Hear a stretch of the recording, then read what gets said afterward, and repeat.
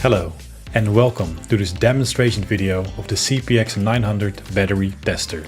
In this video we will show you how to attach the tester and we will go through some of the options in the application. There are different versions of the CPX-900, however in this video we will use the CPX-900 with a built-in printer, also known as the CPX-900P. Start by attaching the clamps to the battery and you will notice that the tool will automatically turn on. If you are using the tool for the first time, you will go through a quick setup process where you will fill in some basic settings.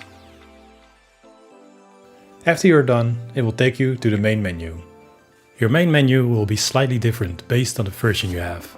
The version I'm sharing today shows the following options: perform a test on a car, a new battery, and on a motorcycle. You also have the options to go to your history, messages, and change your settings. For now, let's do a quick test on a car battery. In the first screen, you need to fill in all the information of the battery. Once you are done, press start. The device will ask you to point the temperature sensor at the battery and then press capture to get the temperature. The device will now test the battery. In this case, the CPX will not only measure the cranking health, but due to conductance profiling, it is also measuring the reserve health of the battery. Battery reserve health is vital to support the increasing electronics in vehicles. Once the test is done, you will see a result page.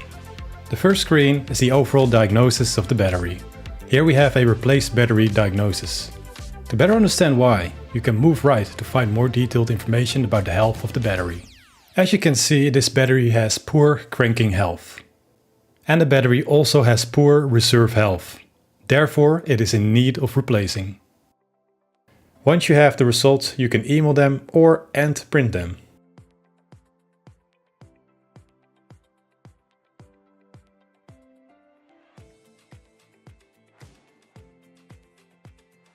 The new battery test and motorcycle test have a similar process, but these tests are shorter because it doesn't measure the reserve health with conductance profiling.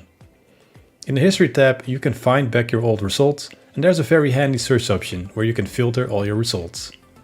In the Messages tab you can find back messages from the device like an error message or how you want to update the tool.